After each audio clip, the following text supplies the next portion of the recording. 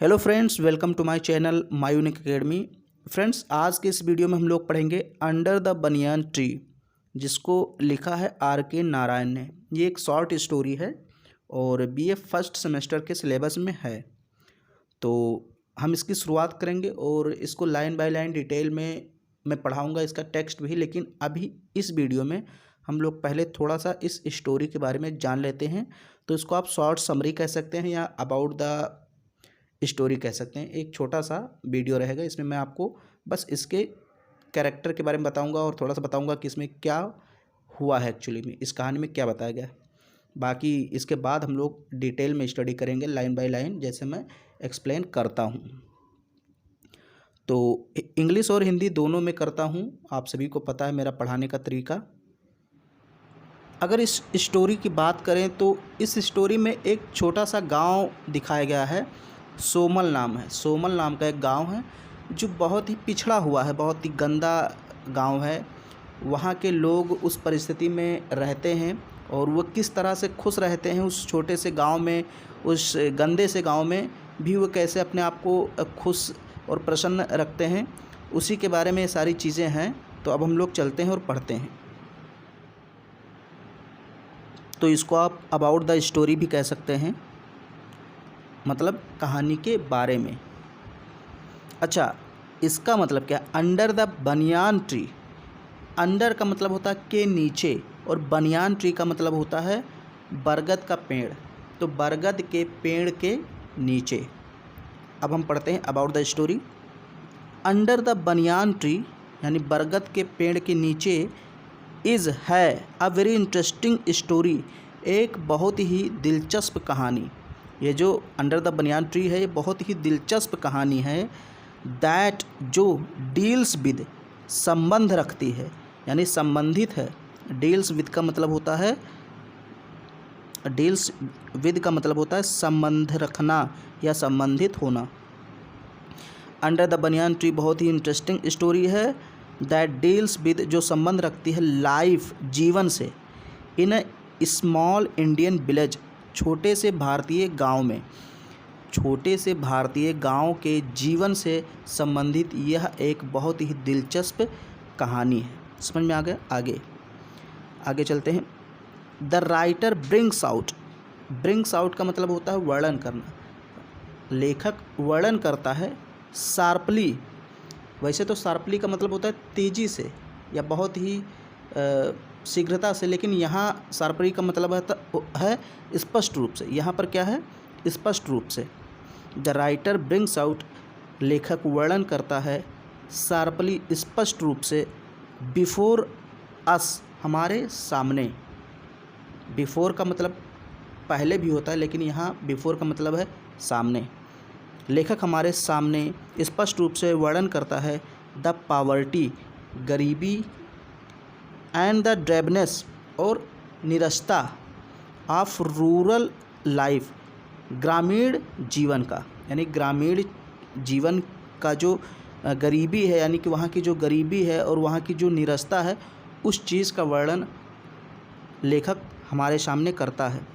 But लेकिन also puts, also मतलब भी, बट लेकिन आल्सो पुट्स बिफोर अस हमारे सामने रखता भी है। क्या रखता है? द ह्यूमन क्वालिटीज़ मानवीय गुणों को, ऑफ सिंप्लिसिटी। सिंप्लिसिटी का मतलब होता है सरलता या सादगी। सादगी के, ट्रस्ट विश्वास के, एंड अफेक्शन और स्नेह के, विच दिस लाइफ फोस्टर्स जो इस लाइफ को बढ़ावा देता है। फोस्टर्स का मतलब प्रोत्साहित करना या बढ़ावा देना। यानी कि सिंप्लिसिटी और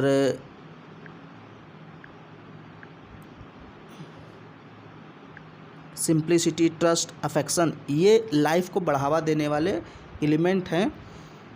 इनका वर्णन करता है हमारे सामने।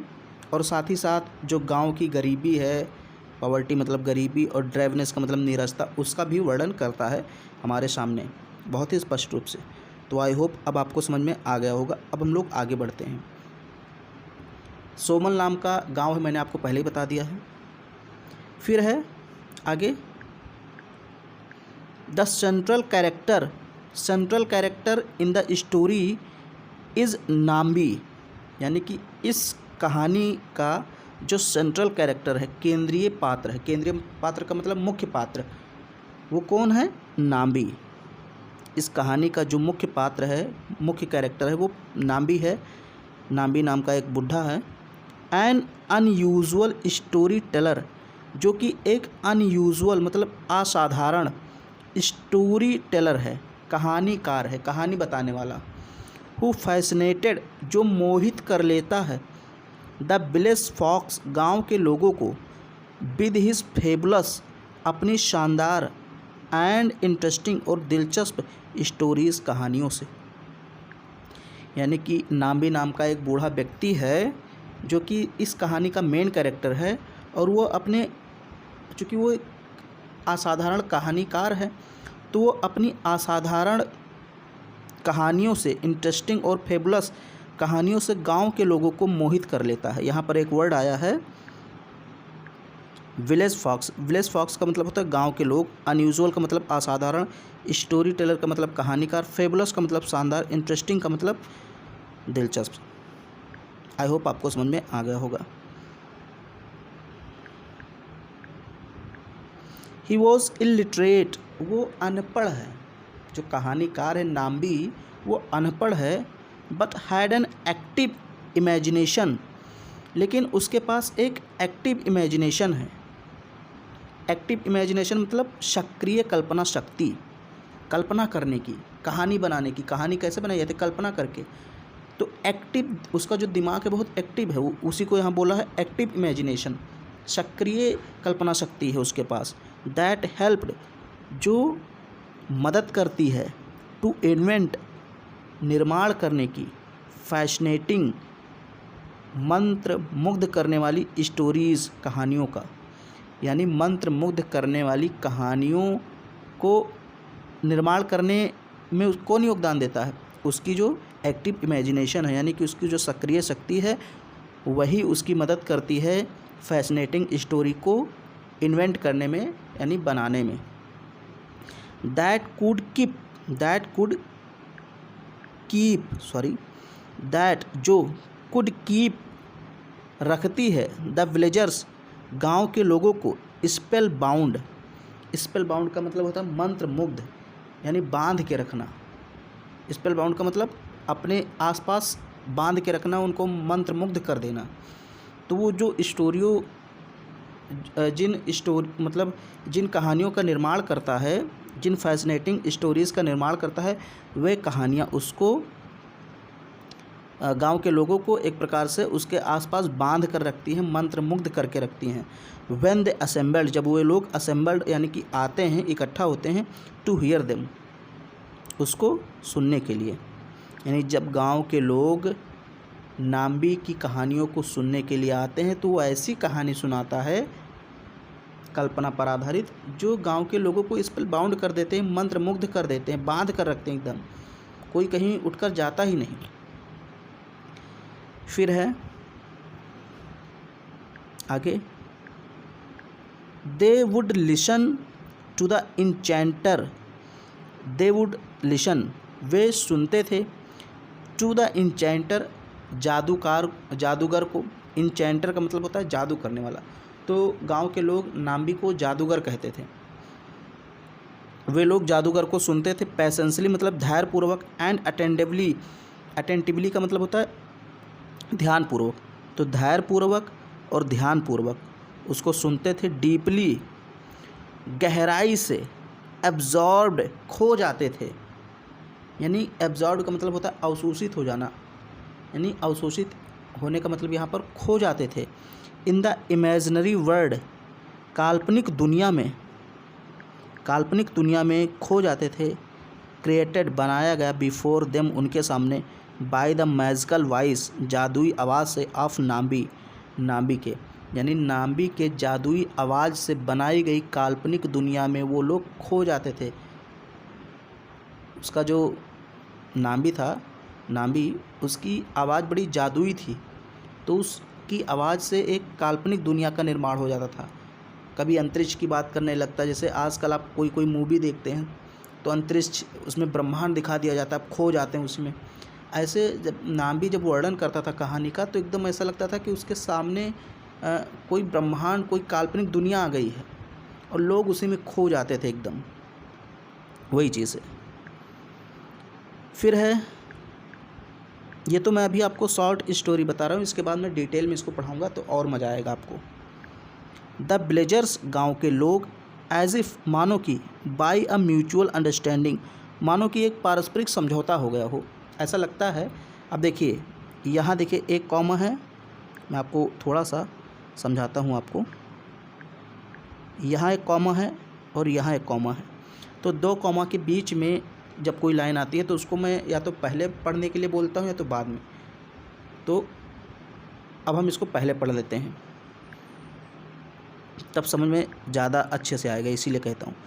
एज इफ़, ऐसा लगता है या मानो कि, ऐसा लगता है, बाय अ म्यूचुअल अंडरस्टैंडिंग, एक पारस्परिक समझौता हो गया हो। म्यूचुअल अंडरस्टैंडिंग का मतलब पारस्परिक समझौता। द विलेजर्स, गांव के लोग, वुड केटर, पूरा करते थे। वुड केटर, केटर का मतलब होता है पूरा करना। गांव के लोग पूरा करते थे। टू हिज नीड्स, उसकी आवश्यकताओं को, किसकी आवश्यकताओं को, नाम्बी की। फॉर फूड, खाने के लिए, यानी उसकी खाने की जो आवश्यकता थी उसको पूरा करते थे। एंड क्लॉथ्स, और क्लॉथ यानी कपड़े की जो आवश्यकता थी उसको पूरा करते थे। इन रिटर्न, बदले में, फॉर द इंटरटेनिंग स्टोरीज़, शानदार कहानियों के लिए, मनोरंजन कहानियों के लिए, ही टोल्ड देम, जो वो उनको बताता था। यानी कि नाम्बी गांव के लोगों को कहानी बताता था, इंटरटेन करता था उनको, और उसके बदले में गांव के लोग उसको क्या देते थे, कपड़ा देते थे, खाना देते थे, यानी उनकी ज़रूरतों को पूरा करते थे। आई होप आप सभी लोग समझ रहे होंगे। फिर देखिए आगे क्या होता है। All was going well, all was going well, सब कुछ अच्छा चल रहा था, सब कुछ अच्छा चल रहा था गांव में। व्हेन, जब, यानी कि अब यहाँ व्हेन का मतलब जब नहीं होगा, यहाँ व्हेन का मतलब होता है तभी, यानी सब कुछ अच्छा चल रहा था तभी। वन डे, एक दिन, Nambi because of his old age, अपनी अधिक उम्र के कारण, चूँकि नाम्बी की उम्र ज़्यादा हो गई थी तो वही कह रहे हैं because of his old age, अपनी अधिक उम्र के कारण, नाम्बी फेल्ड, असफल हो गया, टू नैरेट, वर्णन करने में, एक कहानी, एक स्टोरी, एंड फेल्ट डम्बस्ट्रक, और उसने अपने आप को, डम्बस्ट्रक का मतलब आप कह सकते हैं हक्का बक्का, हक्का बक्का रह गया। फेल्ट डम्बस्ट्रक का मतलब हक्का बक्का रह गया, यानी नाम्बी नाम का जो कहानीकार था, जो बूढ़ा व्यक्ति था, चूँकि उसकी एज ज़्यादा हो रही थी तो उस कारण वो एक दिन एक कहानी कह रहा था, तभी वो भूल गया, बीच में कहानी कहने में असमर्थ हो गया, असफल हो गया, और वो हक्का बक्का रह गया। फेल्ट डम्बस्ट्रक का मतलब हक्का बक्का रह गया, यानी कहानी कहते कहते भूल गया कहानी बीच में और हक्का बक्का रह गया। अनफॉर्चुनेटली, दुर्भाग्यपूर्वक, he could not narrate the story next day, दुर्भाग्यपूर्वक वो अगले दिन भी उस कहानी को नरेट नहीं कर पाया, यानी कि याद नहीं आया उसको और वो कहानी का वर्णन नहीं कर पाया। वही लिखा, अनफॉर्चुनेटली, दुर्भाग्यपूर्वक, ही कुड नॉट नरेट, वो वर्णन नहीं कर सका, द स्टोरी, कहानी को, नेक्स्ट डे, अगले दिन, एज वेल, और he would try to recall the story, he would try, वो प्रयास करता, टू रिकॉल, याद करने का, द स्टोरी, कहानी को, बट इन वेन, लेकिन सब व्यर्थ चला जाता। इन वेन का मतलब होता है व्यर्थ जाना, यानी कि जो नाम्बी है वो स्टोरी को याद करने की कोशिश करता लेकिन सब बेकार हो जाता, क्योंकि अब उसकी एज हो रही थी, उम्र हो रही थी। His mind was no longer under control, his mind, उसका दिमाग, वॉज नो लॉन्गर, अब नहीं था, अंडर कंट्रोल, आत्मनियंत्रित, यानी कि उसका जो दिमाग था अब उस पर उसका नियंत्रण नहीं रहेगा था, यानी दिमाग उसका सही से काम नहीं कर रहा था। एंड हिज इमेजिनेशन फ्लैग्ड, और उसकी जो कल्पना शक्ति थी वो भी फ्लैग्ड हो गई थी, यानी कि धीरे धीरे निकल रही थी उसके दिमाग से, गायब हो रही थी। इमेजिनेशन जो कल्पना शक्ति थी वो भी जा रही थी। ही फेल्ट, उसने महसूस किया, दैट कि द गॉडेस हुम ही वर्शिप्ड, उस देवी ने जिसकी वो पूजा करता था, हैड स्टॉप्ड, रोक दिया है, फेवरिंग हिम, उसका फेवर करना। यानी कि जब नाम्बी कहानी कहने में असमर्थ महसूस करता था अपने आप को, तो यही सोचता था कि मैं जिस देवी की पूजा करता हूँ उस देवी ने मुझ पर से अपना हाथ उठा लिया है, यानी समर्थन वापस ले लिया, अब वो मुझे फेवर नहीं करती हैं। यानी कि एक प्रकार से देवी फेवर का मतलब यहाँ पर कृपा करना। चूँकि नाम्बी एक मंदिर में रहता था, मैं आपको जब कहानी पढ़ाऊँगा तो वहाँ डिटेल में बताऊँगा। तो नाम्बी एक मंदिर में रहता था, उस मंदिर में एक देवी की पूजा करता था और उसका मानना था कि ये जो कहानी मेरे दिमाग में आती है ये उस देवी की वजह से आती है, वो हम पर कृपा करती हैं, तो कहानी मेरे दिमाग में आती है, मैं गांव के लोगों को सुना देता हूँ। तो जब नाम्बी के दिमाग में कहानी आनी बंद हो गई तो उससे ऐसा महसूस हुआ कि जो देवी हैं यानी गॉडेस हैं, उन्होंने स्टॉप मतलब रोक दिया है, फेवरिंग हिम, उस पर कृपा करना, उस पर उसको फेवर करना, उस पर कृपा करना रोक दिया है, इसलिए वो कहानी नहीं सुना पा रहा है।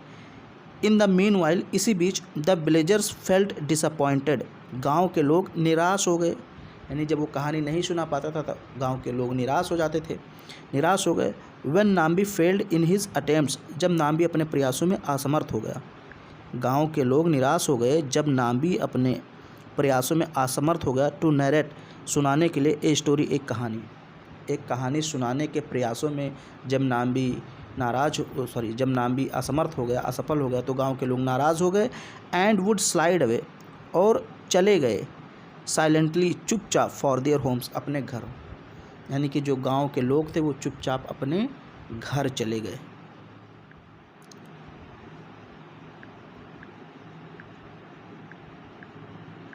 Nambi, after realizing that he had lost his art of storytelling, felt desolate and hopeless. Nambi ने जब ये महसूस किया कि उसकी जो स्टोरी कहने की यानी कहानी कहने की जो कला है वो खो गई है, वही यहाँ पर लिखा हुआ है, मैं आपको दिखा देता हूँ एक बार फिर से। आफ्टर मतलब के बाद, रियलाइजिंग का मतलब महसूस करने के बाद, यानी उसने महसूस किया, दैट की ही हैड लॉस्ट, उसने खो दिया था हिज आर्ट, अपनी कला ऑफ स्टोरी टेलिंग, कहानी कहने की। जब उसको यह महसूस हुआ कि उसने अपनी कहानी कहने की, कहानी बताने की कला खो दी है, उसके बाद नाम्बी ने फेल्ट डेजोलेट, महसूस किया, डेजोलेट का मतलब एकांत, अकेला महसूस किया अपने आप को, एंड होपलेस, और होपलेस का मतलब होता है निराशा महसूस हुआ, उसको अपने आप को निराशवान महसूस किया और अपने आप को अकेला महसूस किया, क्योंकि अब उसके पास कोई जाता ही नहीं था, क्योंकि वो कहानी सुना ही नहीं पाता था। तो उसने अपने आप को निराशवान और अकेला महसूस किया। एंड डिसाइडेड टू रिमेन, और फिर उसने निर्णय कर लिया रहने के लिए, साइलेंट, चुपचाप, फॉर एवर, हमेशा के लिए। यानी उसने निर्णय किया कि अब हम हमेशा के लिए चुपचाप हो जाएंगे। The rest of Nambi's life, Nambi की बची कुची लाइफ वॉज कंप्लीट साइलेंस, हमेशा के लिए शांत हो गई थी, यानी कि उसकी मृत्यु हो गई, डेथ हो गई थी, तो बची कुची लाइफ हमेशा के लिए शांत हो गई थी। नेवरदलेस, इसके बावजूद, the villagers kept on providing him food and clothes, इसके बावजूद मतलब ये थोड़ा सा उसके पहले की बात कर रहा है, जब उसकी मृत्यु नहीं हुई थी और कहानी वो नहीं सुना पाता था, फिर भी लोग उसके पास जाते थे, खाना देते थे, उसको क्लॉथ देते थे, वही यहाँ पर लिखा हुआ है। ये मृत्यु के पहले की बात है, जब वो कहानी नहीं सुना पाता था, फिर भी, नेवरदलेस मतलब इसके बावजूद, the villagers kept on providing, गांव के लोग उसको प्रोवाइड करते थे, यानी देते रहते थे, फूड एंड क्लॉथ्स, खाना और कपड़े, as a gesture of their great reverence for the extraordinary story teller extraordinary story teller, मतलब असाधारण कहानीकार था, इसलिए उसके इस सम्मान में, इस रेफरेंस में, उसकी इस महान उपलब्धि के कारण, इस सम्मान में उसको लोग खाना दे देते थे, कपड़े दे देते थे। लेकिन वो स्टोरी जो टेलर था, कहानीकार था, उसने धीरे धीरे अपने आप को शांत कर लिया, एकदम चुपचाप हो गया, उसकी डेथ हो गई। तो ये तो मैंने आपको थोड़ा बहुत आज बताया है कहानी के बारे में। अब जब हम लोग डिटेल में पढ़ेंगे तो वहाँ पर एक एक वर्ड की मीनिंग समझते चलेंगे। तो उम्मीद करता हूँ आपको ये वीडियो पसंद आया होगा, और अगर पसंद आया तो इसको लाइक कर दीजिए, शेयर कर दीजिए। चैनल पर पहली बार आए हैं, चैनल को सब्सक्राइब कर लीजिए।